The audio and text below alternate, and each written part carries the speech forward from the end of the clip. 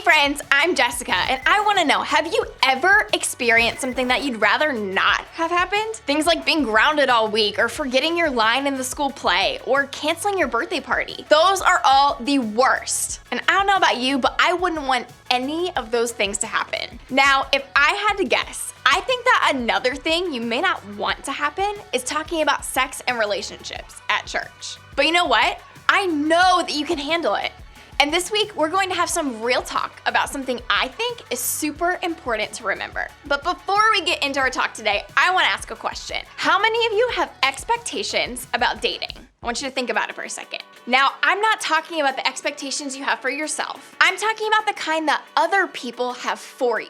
Maybe your parent or your guardian doesn't think you should even be thinking about dating yet. Or maybe your older sibling is telling you to ignore the person who likes you. Maybe your best friend is already planning your wedding one day with your current crush. I know for me, when I was in middle school, all my friends around me were dating. They all had boyfriends and girlfriends and crushes, and I just really wasn't that interested yet because I was focused on soccer and other things I like to do. I asked a few of my friends to tell us some of the expectations they had growing up about dating. Here's what they said. What's up, Jess? For me, when it came to dating, curfew was a really big deal. I had to be home by 10 p.m., and if I wasn't, well, my dad made it clear that it mattered. It was my parents actually coming on the first date that I ever had. We actually ended up having a really good time. If I wanted to date, I needed to have a job. Because my parents would say, if you want to date, you need dating money. I wasn't allowed to date when I was in middle school. Can you relate to any of that? Maybe you had all these expectations given to you about dating and relationships, but they aren't exactly what you want for yourself.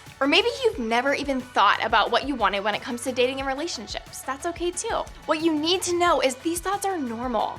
And this series is all about getting to the truth of things like sex and relationships. And one thing that I want us to have real talk about together is the choice we have when it comes to being in a relationship or not. Now, before we go on, can I ask you to do something for me? Think about the plot of every movie or TV show you love that has a couple in it. What's your dating and relationships look like there? Maybe they sound like this. Two people start dating and they fall in love and then they get married or live happily ever after, right? Maybe that's even been the way most of the relationships you've seen in real life tend to go. Your parents or grandparents have been married for a long time. Your older siblings are all dating and want to be in relationships. Your group leader is engaged. Maybe your friends all seem to be really interested in dating too. It seems like being in a relationship is something that a lot of people want for their lives, either right now or when they're finally allowed to date. And honestly, that sort of makes it seem like that's the way things are supposed to go for all of us. Like dating and being in a relationship is what you're supposed to plan for. Almost as if there's one path to take, and this is it. Now, of course, if you're somebody who is really curious about or interested in dating, this doesn't sound all that bad. But what if you're not?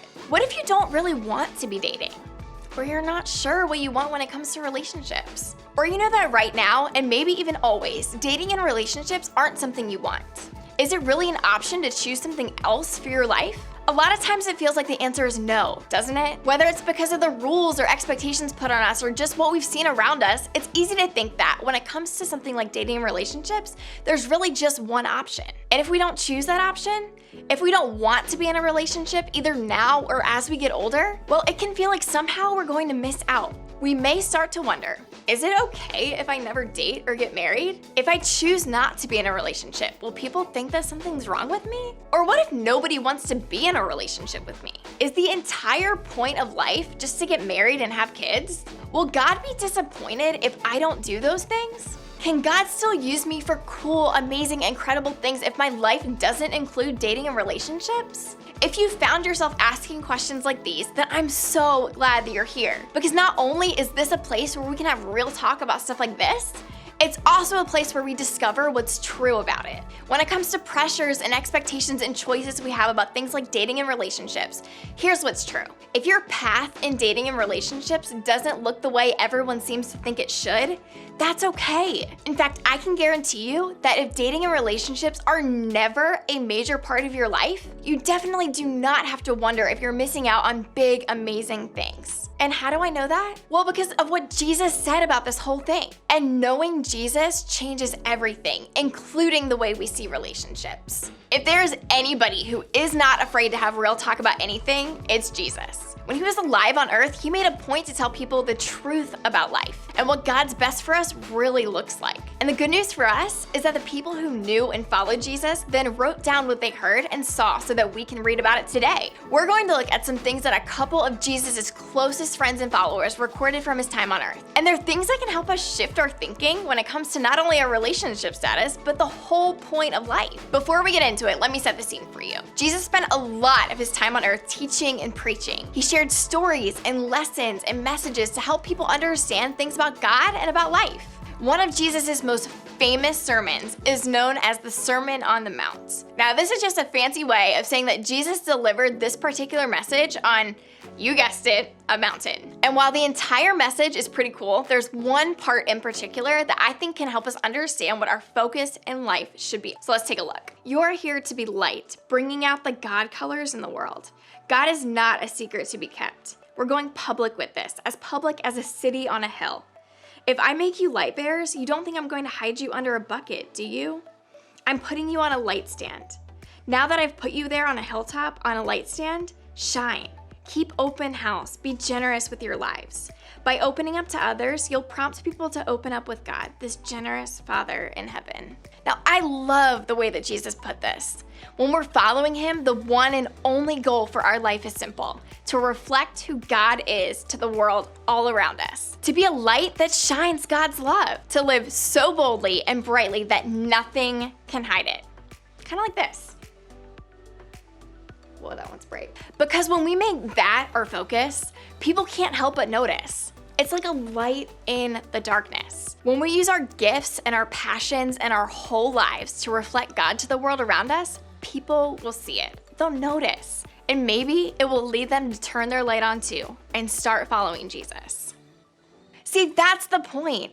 As followers of Jesus, our one and only goal is to live our lives so that light shines out of us. When we make that our focus, we know we're not missing any part of the point of life. Now, maybe you're thinking, that sounds cool and all, but what does this have to do with whether or not I choose to date? And I think that's a great question. See, there are so many different ideas about what the point of life is. A lot of them have to do with things like dating and relationships and eventually getting married. And sometimes even other Christians may lead us to believe that if we're not interested in dating or getting married, that somehow we'll be missing out on God's plan for our lives. But that kind of thinking is not true. In fact, it completely misses the point. Jesus calls us to live a life that shines and reflects God. And as people made in the image of God, we can do that all on our own. We don't need a significant other or a relationship to show God to the world around us because we already have God's image in us. Can marriage reflect the image of God? Absolutely.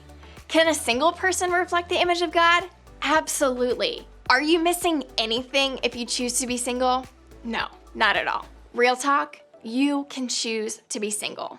There have been incredible leaders in history that have made a huge impact on the world who were single. Jesus, the Son of God, who came to save all of humanity and who performed miracles and changed people's lives, was single. John the Baptist, who was a prophet that came to tell the world that Jesus was coming to earth, was single. Mother Teresa, who devoted her whole life to serving the poor and won a Nobel Peace Prize for her work, was single. Paul, one of the most famous leaders in church history who wrote a lot of the Bible, was single. God can use single people to do incredible things. And while relationships are a part of life, they're not the point of life. Sure, they can add great things to our lives, but we don't need them to live the full, meaningful, awesome life that Jesus offers us. See, if we're choosing to live a life based on what Jesus says it's all about, then we're choosing the best possible life for ourselves. We're getting the point.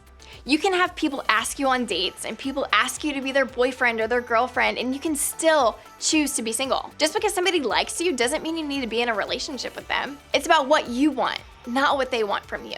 Dating, choosing to be single right now, choosing to be single for a while, or maybe even choosing to be single always. No matter what you choose when it comes to dating or being single, when you choose a life that follows Jesus, you can know that you won't miss anything that God has for you. That's why today I want you to feel confident that you can choose to be single. And when you realize this, you recognize that dating and relationships are a part of life, but they aren't the point of life. The point of life is to reflect God's love to the whole world. And because of that, you have a choice. And that choosing can start right now. You can choose to date when you're allowed to, or you can choose to be single. And no matter what anyone else's expectation of you is, you can choose what's best for you without wondering if you're missing out. Real talk.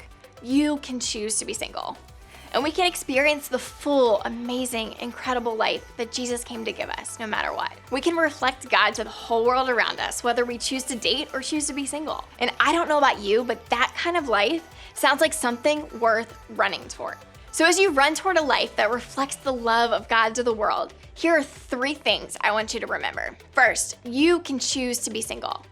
When we know the kind of life Jesus calls us to live, we can choose what's best for us, no matter what everyone else is doing. So if you don't want to date right now, that's great. And if you don't want to be in a relationship ever, that's great too. You're made in the image of God on your own. You don't need a relationship to complete you. So if you choose to be single, choose it with confidence, because you know you're not missing out on the point of life.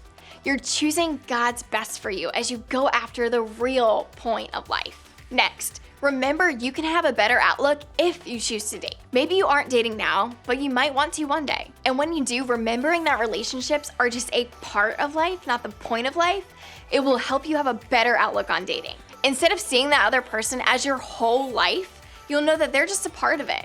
Instead of looking for someone to complete you, you'll know you're already complete. And if you eventually choose something else, like to break up or be single, you'll know that you're not missing out on anything just because you aren't in a relationship. Lastly, remember you can celebrate what other people choose. Because here's the truth, my life may look different than your life. What Jesus leads me to won't be the same exact thing that he leads you to. And honestly, that's amazing, because each one of us is made uniquely. For some of us, that might include things like relationships. And for others, it might mean choosing to be single. Neither one is better than the other. And while others may make us believe that we should want to be in a relationship, we know that's just not the case. And because of that, we can celebrate what other people choose for themselves. We can be better friends and supporters of their choices when it comes to dating and being single when we see them choosing what's best for their lives. Real talk, you can choose to be single. And one of the best places to keep talking about this is with your group. They'll encourage you to go after the real point of life and shine your light into the world. And they'll also be there to support and celebrate when you choose God's best for your life, whether that's dating or being single. Either way, you can still reflect God's image to the world around you in a big way.